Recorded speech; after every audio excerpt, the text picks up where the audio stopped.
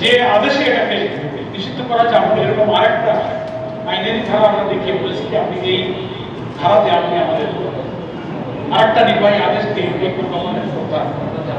এই আদেশটা যে সরকার দিয়ে আমাদের নিষিদ্ধ করলো, সে সরকার নিজেই তো অবৈধ ছিল। জামাত ইসলামীকে নিষিদ্ধ করার গান তো পুরনো গান, পুরনো রেকর্ড। এই কাজী খানের জন্মদিন সিরাজউদ্দৌলা রেকর্ডের মধ্যে রেকর্ড 5 থেকে 6 বছর ধরে সময় আর পেল না।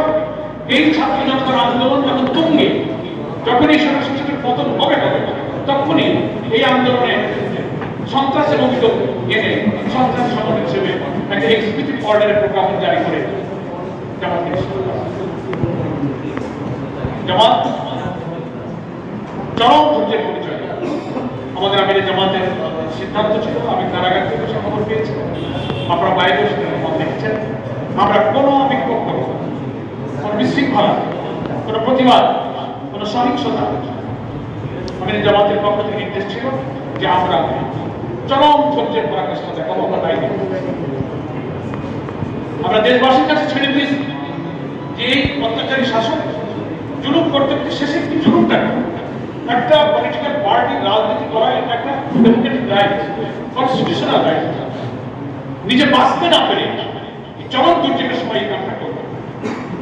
অন্য সময় করলেও মানুষের মধ্যে রাজনীতিতে আসতে হতো, কিন্তু এটাতে নিজে বাঁচার জন্য আর কিছু পায় না। খড় ধরেও একটু মতো মানুষ যখন বাঁচতে চায়, ভাবছে এটা ধরে বাঁচা যায় কিনা, তো তিনি বাঁচতে পারেন। সারা দেশের মানুষ কি করেছে। এখন ভাই সাংবাদিক প্রশ্ন করেছেন যে আমরা এখন কি করব। আমরা এর দুইটা পথ, একটা হচ্ছে যে এক্সিকিউটিভ অর্ডারে এটাকে নিষিদ্ধ করা হয়েছে, সরকার তোমার আইনের একটা ধারায় তারা এটা নিষিদ্ধ করছে। ওর আরেকটা সেকেন্ড ক্লজ আছে, সেই ধারায় এই বিধান আছে যে সরকার ইচ্ছা করলে সেই ধারায় আরেকটা প্রজ্ঞাপন জারি করে এই আদেশটা উচ্চ করতে পারে। এটা যিনি চিফ অফ দি গভর্নমেন্ট থাকবেন তিনি পারেন, নির্বাহী আদেশ। আরেকটা হচ্ছে যে এই আদেশের প্রজ্ঞাপনকে চ্যালেঞ্জ করে হাইকোর্টে রিট হয়, সে রিটের শুনানি হবে, পক্ষে বিপক্ষে যুক্তি হবে, দেন হাইকোর্টে আদেশ দেবে।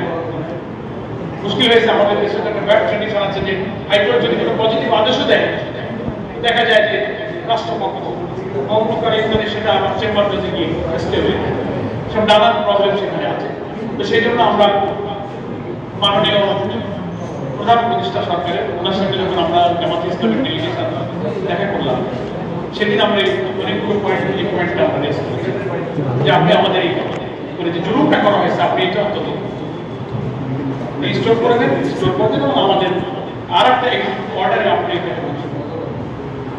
সেখানে ল অ্যাডভাইজার ছিলেন, 5-6 জন উপদেষ্টা ছিলেন। তো ওনারা বিভিন্ন রকম কথা বলেছেন, সরকারের কিছু সুবিধা অসুবিধা, আমরাও আমাদের সুবিধার কথা বলেছি। এবং ওনারা আমাদেরকে কোর্টে যেতে বলেছে, কিন্তু আমরা বলছি আমরা কোর্টে যাব না। কিছু যে টাইম এবং লং প্রসেস, এখানে জটিলতার আশঙ্কা আছে। যে আদেশে এটাকে নিষিদ্ধ করা যায়, আমরা এরকম আরেকটা আইনের ধারা আমরা দেখিয়ে বলেছি যে আপনি এই ধারাতে আপনি আমাদের আরেকটা নির্বাহী আদেশ দিয়ে এই প্রজ্ঞাপনের প্রত্যাহার করেন। এই আদেশটা যে সরকার দিয়ে আমাদের নিষিদ্ধ করলো, সে সরকার নিজেই তো অবৈধ ছিল। একটা অবৈধ সরকারের আদেশও অবৈধ, এইটা এই আদেশ আমরা মানি না। আমরা গভর্নমেন্টকে বলেছি এবং আপনারাও তো এই আদেশ মানেন। বর্তমান প্রফেসর ডক্টর ইউনূস সাহেব এই নিষিদ্ধ করলো যে আইনে, ওনারা সে আদেশ মানেন। তার প্রমাণ আদেশের 4 দিন পরেই দেশের আর্মি চিফ, দেশের প্রেসিডেন্ট, চিফ অ্যাডভাইজার জামাত ইসলামীকে দাওয়াত দিয়েছে সংবাদের জন্য 5ই আগস্ট। এটা প্রমাণ করে যে আইনের কাগজপত্রে ওনারা যাই করার চেষ্টা করুন, দেশের রাজনীতির পারসেপশন নৈতিক দিক থেকে জামাত ইসলামী স্বীকৃত বৈধ সরকার।